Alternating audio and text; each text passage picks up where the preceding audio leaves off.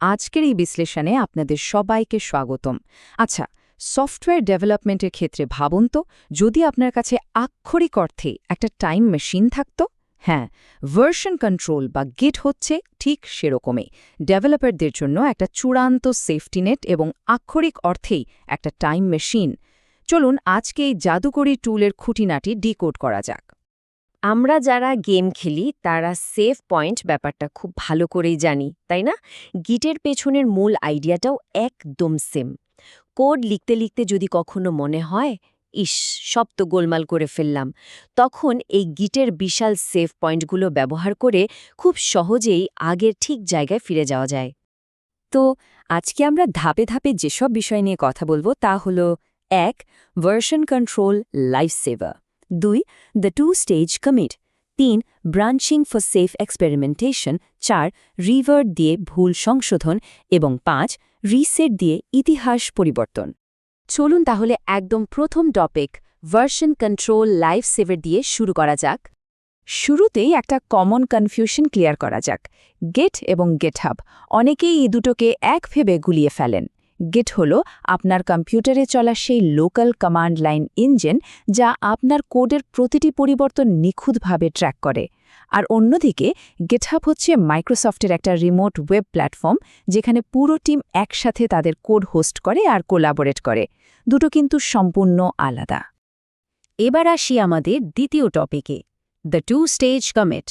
এখানে একটা দারুণ কনসেপ্ট আছে যাকে বলা হয় স্ন্যাপশটস, ডেল্টাস নয়। গেট কিন্তু শুধু কোডের লাইনগুলোর পার্থক্য বা ডেল্টা সেভ করে না, বরং প্রতিবার কমিট করার সময় এটি ওই মুহূর্তের পুরো প্রজেক্টের একদম কমপ্লিট একটা স্ন্যাপশট বা ছবি তুলে রাখে। আর এই কারণে পুরনো ভার্সনে ফিরে যাওয়াটা এতটা নিখুঁত হয়। এই স্লাইডটা একটু মন দিয়ে দেখুন।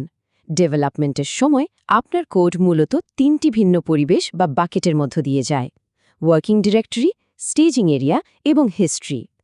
এটা অনেকটা আমাদের সফটওয়্যার ইন্ডাস্ট্রি ডেভ, স্টেজ এবং প্রোডাকশন এনভায়রনমেন্টের মতোই একটা সুন্দর লজিক্যাল ফ্লো। এই ২ ধাপের কমিট প্রসেসটা কাজ করে ঠিক এভাবে। প্রথমে আপনি ওয়ার্কিং ডিরেক্টরিতে কোড মডিফাই করলেন, এরপর যে চেঞ্জগুলো সেভ করার জন্য একদম রেডি সেগুলোকে সতর্কতার সাথে অ্যাড করলেন স্টেজিং এরিয়াতে। এটা অনেকটা ফাইনাল ড্রাফট করার মতো। আর একদম শেষে যখন কাজের একটা পূর্ণাঙ্গ ইউনিট রেডি, তখন সেটাকে হিস্ট্রিতে অফিশিয়ালি কমিট করে পার্মানেন্টলি সেভ করে ফেললেন। Okay, next section ৩ number, branching for safe experimentation. গিটের সবচেয়ে চমৎকার ফিচারের একটা হলো এই ব্রাঞ্চিং। মেইন কোডবেসকে একদম অক্ষত রেখে আপনি চাইলে আলাদা একটা ব্রাঞ্চ বা সমান্তরাল টাইমলাইন তৈরি করে নিতে পারেন। সেখানে একদম আইসোলেটেড অবস্থায় যত খুশি এক্সপেরিমেন্ট করুন, আপনার মেইন প্রজেক্টের কোনো ক্ষতি হবে না। ধরুন ওয়েবসাইটের হোমপেজে হঠাৎ একটা মারাত্মক বাগ ধরা পড়ল, তখন কি করবেন? সিম্পলি মেইন লাইন থেকে ডাইভার্ট করে হোম পেজ বাগ নামের একটা নতুন ব্রাঞ্চ খুলবেন।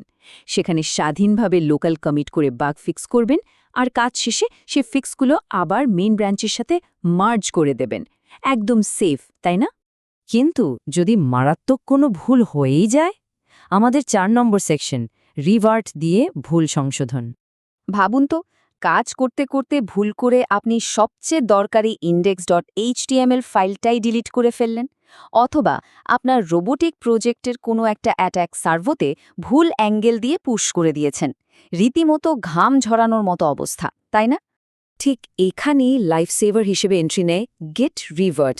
এটা এমন একটা ম্যাজিক্যাল আনডু ব্যাটন যা আপনার আগের কোনো হিস্ট্রি মুছে ফেলে না, বরং একটা নির্দিষ্ট খারাপ কমিটকে টার্গেট করে সে ভুলগুলো শুধরাতে সে সামনের দিকে নতুন একটা ফিক্স কমিট যোগ করে।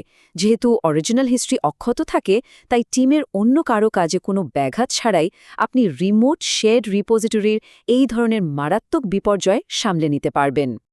আমাদের শেষ সেকশন ৫ নম্বর, রিসেট দিয়ে ইতিহাস পরিবর্তন। রিভার্ট যেখানে নতুন ফিক্স যোগ করে সামনের দিকে এগোয়, গিট রিসেট সেখানে আরেকটু বেশি ড্রাস্টিক। এটা আক্ষরিক অর্থে আপনার হেড পয়েন্টারকে ধরে পেছনের দিকে টেনে নিয়ে যায়। অর্থাৎ আপনি অ্যাক্টিভলি আপনার কোডের ইতিহাস নতুন করে লিখছেন। লোকাল মিস্টেক ফিক্স করার জন্য এটা দারুণ পাওয়ারফুল। এই গিট রিসেটের আবার ৩টি মোড আছে: সফট, মিক্সড এবং হার্ড স্ক্রিনের এই আইকনগুলোর দিকে খেয়াল করুন প্রতিটি মোড আমাদের ওয়ার্কিং এবং স্টেজিং বাকেটসগুলোর ওপর একদম ভিন্ন ভিন্ন প্রভাব ফেলে। এখানে আসল পয়েন্টটা হলো সফট এবং মিক্সড রিসেট বেশ নিরাপদ, কারণ এগুলো হিস্ট্রি বদলালেও আপনার ওয়ার্কিং ডিরেক্টরির আনকমিটেড কাজগুলো মুছবে না। কিন্তু এই হার্ড রিসেট হচ্ছে মারাত্মক ডিস্ট্রাকটিভ। এটা হিস্ট্রি বদলানোর পাশাপাশি আপনার সেভ না করা সমস্ত পরিবর্তন চিরতরে মুছে ফেলবে, একদম ক্লিন স্লেট করে দেবে।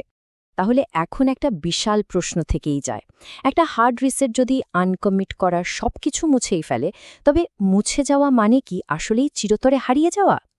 গিটের গভীরে কিন্তু গিট রেফলগ নামের একটা হিডেন কমান্ড আছে, যা হয়তো এই হারিয়ে যাওয়া কোডগুলোকেও ম্যাজিকের মতো ফিরিয়ে আনতে পারে। ভার্সন কন্ট্রোলের এই দুনিয়াটা আসলেই অদ্ভুত, তাই না? আজকের এই এক্সপ্লেনার আমরা এখানেই শেষ করছি। নতুন কোনো চমকপ্রদ বিষয় নিয়ে খুব শিগগিরই আবার আপনাদের সাথে কথা হবে।